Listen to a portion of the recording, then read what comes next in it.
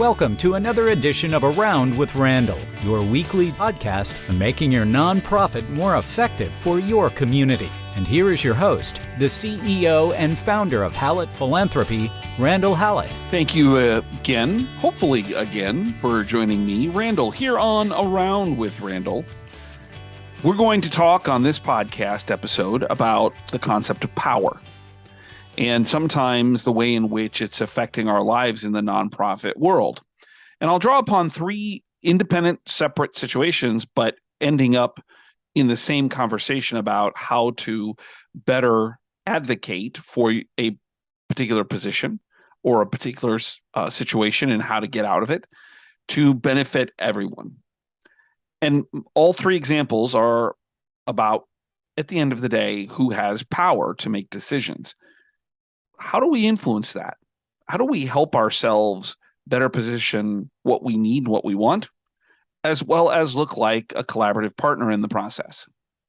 So let me start at the top. There are three situations. Let me give them to you from an anonymized position. The first is have a client who is dealing with losing staff members, and in this process is trying to get more options in terms of how to pay her people. And in this case, it's challenging because there's some pushback. The second is that based on a long series of issues, the client, in this case, the chief development officer, wants to make a change in staffing. And because of past histories, nothing doing with the philanthropy area, they are being told they really can't because they're concerned about not being protected enough from an employment situation in case the right things weren't done. And in the past they weren't, which really wasn't this area, this philanthropic office's issue. The third is that the organization needs and wants more philanthropy, but they're unwilling to put resources into it. And the chief development officer in this case is working to try to figure out how do we get to the point where there's an understanding that you just can't leverage more philanthropy without more resources as a part of this process. In all three examples, all while different in scope, actually are dealing with power. Someone else's ability to mandate and or make decisions that are contrary to what the leader wants to do. So we want to start with kind of the bigger picture of what power is. Then we'll get into kind of some methods, really like what Harvard Business School talks about in this regard, about understanding it. And then what are the tactical pieces that you can use to figure out how to move your argument, your situation, your dynamic forward in a positive way. So there's really three kinds of power, the way I always viewed it. The first is basically personal power. And this is all based on skills and traits. Some people are more aggressive. Some people are a little bit more hesitant. Sometimes those personal traits can inflict a power dynamic. Sometimes it's the quiet, reserved one that has all the power and they don't even know it. But personal attributes can sometimes dictate who has the power. And I think about my 9-year-old son and his comment when they go out to recess. There's one or two kids that always seem to make all the decisions. And I know my son fairly well. And the reason why is because he doesn't like to be in conflict. And so when someone else says, we're going to do X, play football versus soccer, or I'm the captain or I'm the quarterback, there's no pushback. In this case, also, size has something to do with it. A couple of the bigger kids are making the decisions. Power dynamics. The second area of power is positional hierarchy. And this is where, to give you a couple of examples, which will seem very natural, is that their basis of power is based on their title. So the military runs on this. If you are in a nonprofit, your CEO has more power than the vice president of philanthropy. And so as a result, the authority comes from the positioning. That's kind of the easy one to understand, and that's positional. The third is relational. And this is where you actually try to figure out who is most important, and it's more complex. Easy way to think about it: my spouse is more important than my clients. My children are more important than the neighbors. In an office, it may switch around, and that's why it makes it complex.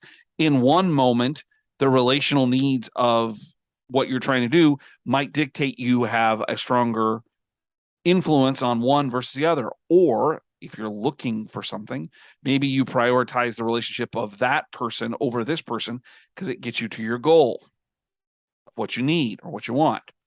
Relational power in an office dynamic can change. So we're dealing with personal skill set traits, we're dealing with positional hierarchy, and we're dealing with relational, meaning how do I build relationships with people that can help me with what I'm looking to do. Harvard Business School, and the three examples we started with the idea of what are we going to do about salaries? What are we going to do about a staff member or two that need to go, but we can't get rid of them? And number three, we need more money, but we're not going to give you any more resources. Harvard deals with this kind of in a XY axis and into four quadrants. And I think it's helpful to think about power. So you may be in a situation where you're not getting along with your boss, or there's someone else in your office you're not getting along with, or you're a chief development officer or a CEO and you're not getting what you want. Think about that situation in this kind of four quadrants. The idea of attraction, withdrawal, consolidation, and finally expansion. So let's start with the idea of attraction. This is really asking the question, do you have something that they want? And this is about elevating your power, your case. So let's take the third example, a organization that wants more philanthropy that's not willing to put more resources forward. What they want that you have is your skills to raise more money. And so this is an opportunity in terms of attraction. They are attracted to what you deliver. In some ways, the first situation where you have the individual or the chief development officer in organizations who's losing gift officers, if they want to maintain that revenue, we've got to keep our people. And that brings up a whole lot of thoughts about, I have what you need, I have what you want, we can work together to get there, but there are certain parameters which just are what they are. That's a tough conversation, particularly if someone isn't willing to acquiesce to the fact they really need it. Attraction or elevating your cause or case allows you to set up arguments, and you got to use facts. You have to use data to help you figure out how to convey your point of view. So let's take the third example. If you are in a situation where somebody needs more revenue, but they're not willing to give you more resources, you can either cut back on what you're currently doing to elevate other priorities. So maybe take philanthropy as an example, since that's what we do here, is remove or eliminate special events. That has consequences. But what that would do is allow us to reassign assets into major gifts. Maybe we take our special events team and have to let them go, and we bring in another one or two major gift officers. Those are the kind of questions you would have to ask to figure out how you build more towards attraction. The second is withdrawal, meaning, do they have something that you want, which means you're actually more dependent on them. And that becomes really a trying and troubling situation for many people when you're dependent on someone else. And the question then becomes, how do you move out of that? How do you think about the situation and say, what are my other alternatives so I'm not so dependent on them? That may mean finding, which we'll talk about here in a second, other ways of communicating. We also can talk about the idea of, is the situation just non-workable, non-attainable?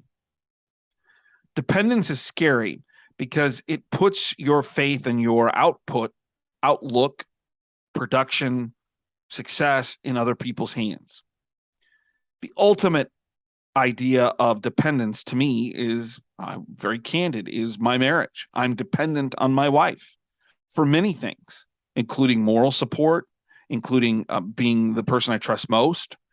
That dependence is something that I actually appreciate. That's an extreme. We don't have to marry the people we work with. Inside your office, who are you dependent on? And how do you reduce that dependence? Because if you do, that gives you more control. So think about how you lessen that dependence. To answer the question differently, what do you have, or what do they have that you need? The third area is consolidation, and this is about acquisition and lessening competition, really. Do they have alternatives is the question. If they have alternatives, then what ends up happening is they may choose those alternatives. And it almost possibly relates to the idea of dependence and this idea of withdrawal, that if they have other alternatives and can take advantage of them or use them, that means you're less valuable. In the business world, this is where, like a Facebook or a Twitter or a huge, let's take technology companies, just acquire someone. And as a result, they eliminate the competition. And we don't have that ability in philanthropy, so to speak. But what you can do in this situation is to be able to figure out what someone else's alternatives are and come up with arguments why those aren't good ones. Let's take our example, the idea of a staff, and you're looking maybe to have someone move on, but maybe HR has told you no, the second scenario we started with. What are the alternatives? Well, one alternative is they stay. Well, what does that actually mean? Because that is an alternative. They don't go anywhere. You have to keep them. You can't get rid of them. What does that do to the office? What does that do to production of everyone else? What does that do to the other employees? What does that do to the long-term viability of our success? You begin to play out scenarios and try to elevate your situation and devalue the other alternatives. The idea of consolidation. The last one is expansion. And this is, do you have alternatives? This is more options. So if we take a look at the second scenario again, staff or CDO who maybe has a staff member too that maybe needs to move on, but they're not being allowed to do so for various reasons. What are the other options? Sometimes we get so stuck in our ways that we don't consider what else can be done. Can they be moved to a different area or have different responsibilities inside the job description? Can you pull key, if we're talking about a gift officer, key constituents away so we don't threaten those gift opportunities? Can they be assigned, underneath duties as assigned, other responsibilities of things that need to be done in the office anyway? What are the options? If we look at the idea of the staffing issue and salaries as the example number one that we started the podcast with, you're not allowed to give them more money for whatever reasons. And we've talked about the issues of salaries multiple times on this podcast, including the survey I did late last year on what was going to happen. And I predicted this exact scenario. We got people who are saying, I deserve to be paid more. And the nonprofit says no, and so they leave. Are there other things you can do, other options? Can you have more flexibility on working from home? Can you allow them the opportunity to earn other benefits that are non-monetary? How do you create opportunities? So think about it from the context of, do you have something they want? Do they have something you want? Do you have alternatives? Do they have alternatives? If you begin to put that into context, you begin to see solutions. And those solutions then bring me to the 5 things I would recommend, the tactical. How do you look at this and change the power dynamic? Number 1 is, I always preach back to Maslow in the sense of self-actualization, which I talk about a lot, is you need to preserve your authenticity. You have to be true to yourself. Not every situation can be perfectly solved. We have to be okay with that. And that you may need to take a time out and walk away.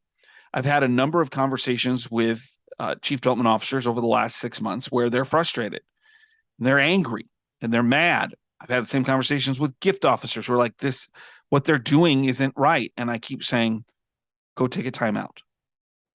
That trying to find a solution in the middle of the problem can elevate the angst, the anger, the conversation to levels that get to be detrimental.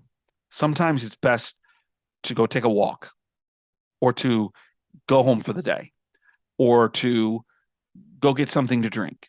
And I'm talking about like one of my favorites, Diet Mountain Dew, not necessarily an alcoholic drink. How do you step back from the precipice, so to speak? You could be the manager, the leader. You could be the person you're trying to navigate through the power structure.